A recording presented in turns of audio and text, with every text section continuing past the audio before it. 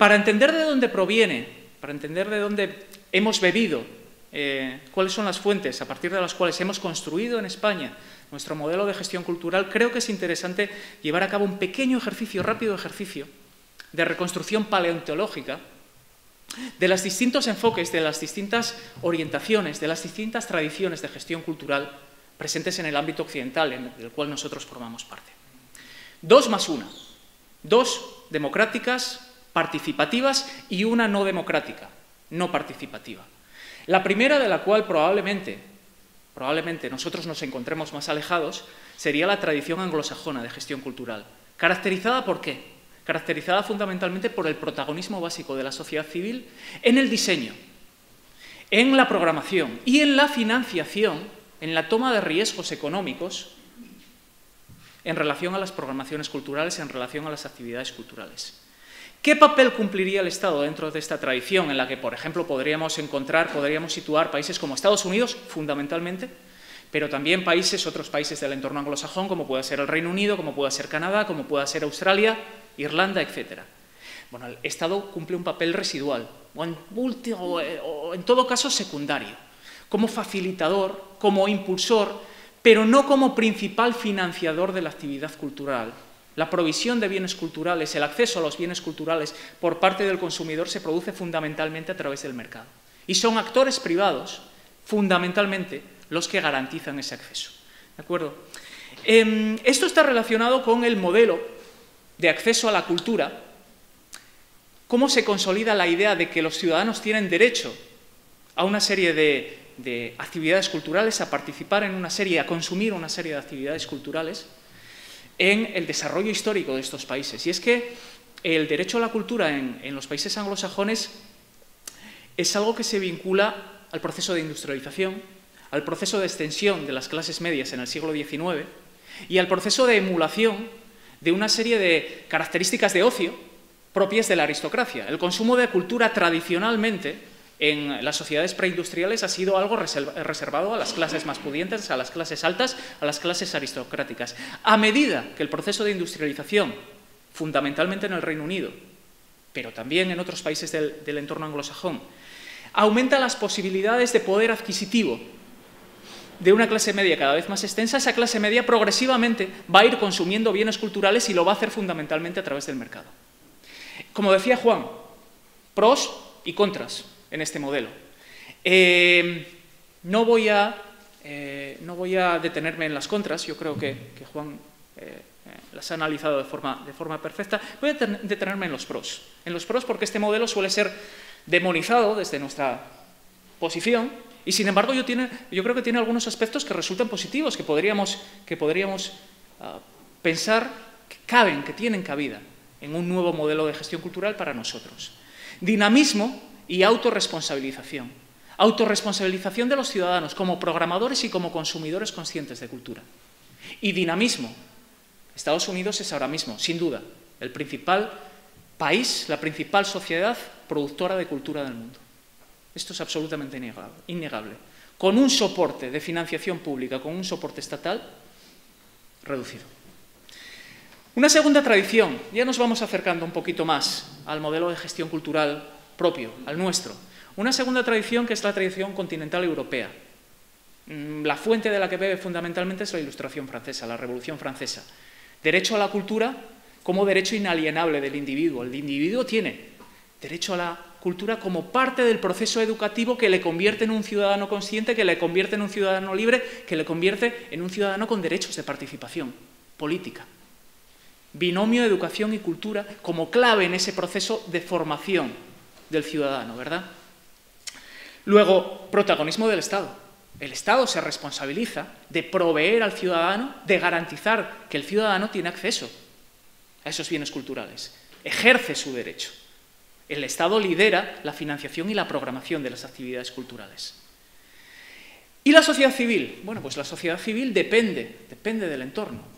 Sociedades como la francesa, la sociedad civil ejerce una presión constante, participativa, de exigencia hacia los poderes públicos para que la oferta cultural se ajuste a sus demandas.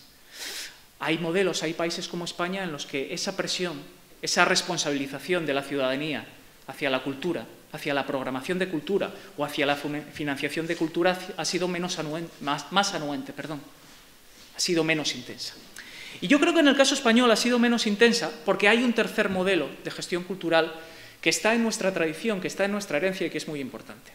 Y es un modelo de tradición democrática, es un tercer modelo o tradición de gestión cultural no democrática, no participativa, que está en nuestro sustrato político, que fue característica, por ejemplo, de la época franquista, que es característica de los regímenes totalitarios y que curiosamente sigue estando presente en la actual España democrática, de las autonomías, particularmente en la instrumentalización política que determinados nacionalismos hacen de la cultura. ¿Hacen de la cultura para qué? Utilizan la cultura como un instrumento de refuerzo de las cuestiones identitarias, de la diferenciación hacia otras regiones, hacia otras comunidades, hacia otras nacionalidades dentro del Estado. Un factor añadido, además, que sé que lo que voy a decir es enormemente polémico, pero un factor añadido, además, que acerca el modelo de gestión cultural de la España autonómica a los modelos de gestión cultural totalitarios, ese énfasis en los grandes edificios. En Gijón hemos recuperado un gran edificio cultural del franquismo para dotarlo de contenidos culturales. Es curioso como una de las últimas iniciativas del gobierno saliente ha sido la creación de otro gran edificio. Pero ojo, los edificios no son cultura. No son cultura. La cultura es lo que va adentro. ¿De acuerdo? Los contenedores sin contenidos culturales sirven para poco.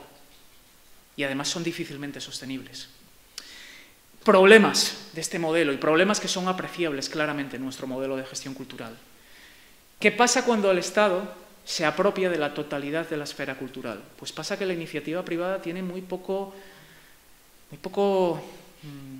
sustrato, muy poco terreno para crecer. Y cuando crece lo hace únicamente alrededor de la iniciativa pública. ¿Qué está pasando con las televisiones autonómicas? Tenemos un ejemplo claro en el Principado. Pues está pasando que si se cae la iniciativa pública, las iniciativas privadas también se caen, porque no han tenido espacio para arraigar, porque la iniciativa pública, que es absolutamente necesaria, como bien decía Juan, para el sostenimiento de los derechos de acceso a la cultura, lo que no puede hacer es fagocitar cualquier tipo de iniciativa privada relacionada con la cultura. ¿Cuántos teatros había en el Gijón de comienzos de los 80, cuando yo era crío? ¿Cuántos teatros privados había? ¿Cuántos hay ahora? Bueno, preguntas abiertas. Otra característica absolutamente clave, absolutamente básica desde mi punto de vista, del modelo de gestión cultural que nosotros tenemos ahora y del cual somos corresponsables. Sociedad civil inerme, sociedad civil desafecta, sociedad civil no responsabilizada. Todo es gratis. Consumimos productos culturales y no los pagamos, porque entendemos que se pagan por otro lado, que los paga el Estado a través de nuestros impuestos. No es casualidad para nada que seamos el primer país pirata del mundo en descargas por Internet. Está relacionado con esto. Está, desde mi punto de vista, auténticamente relacionado con esto. Bueno, ¿quién es responsable de haber consolidado este modelo de gestión cultural que no es sostenible, que es irracional, que no es defendible? Los poderes públicos tienen una cuota de responsabilidad, por supuesto. Por irrealismo, por falta de profesionalización, por una lógica inflexible de gasto público. Gástate todo el presupuesto de este año. Todos los que trabajamos en administración lo sabemos, y es verdad, y es que es así. Gástate todo el presupuesto de este año, no dejes nada para el año que viene, porque si no te gastas todo el presupuesto de este año, el año que viene te van a dar menos. Entonces gástatelo en lo que sea. Es así de aterrador, pero es cierto, es cierto. Ahora, ¿todos los trastos a los poderes públicos? No, para nada. Los ciudadanos, la sociedad civil también es corresponsable. Todos hemos sido pequeños especuladores en el hinchado de la burbuja inmobiliaria. Todos hemos sido pequeños grandes consumidores en el hinchado de la deuda privada ingente que tiene este país.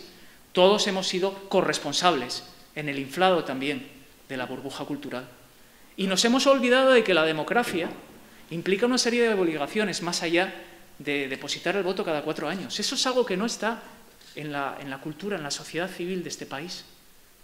Implica exigir constantemente a los poderes públicos que sus ofertas en educación, en cultura, en sanidad, etcétera, se adecúen a nuestras demandas, a las demandas de los ciudadanos. Nosotros hemos pasado eso.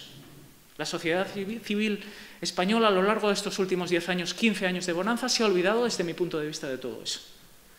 Y por ignorancia o por complicidad directa somos corresponsables, auténticos corresponsables del infrado, de esa burbuja cultural que nos ha estallado en la cara, directamente.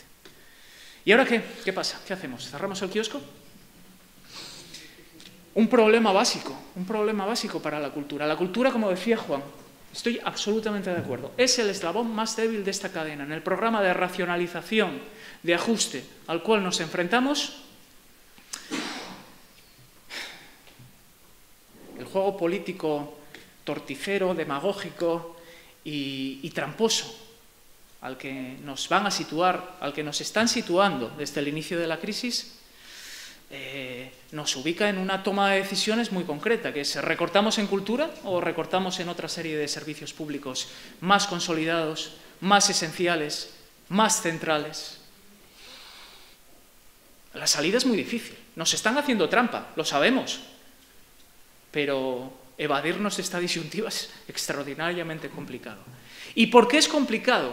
Pues es complicado fundamentalmente porque hemos edificado un modelo de gestión cultural basado en la desconexión entre oferta cultural y demanda cultural.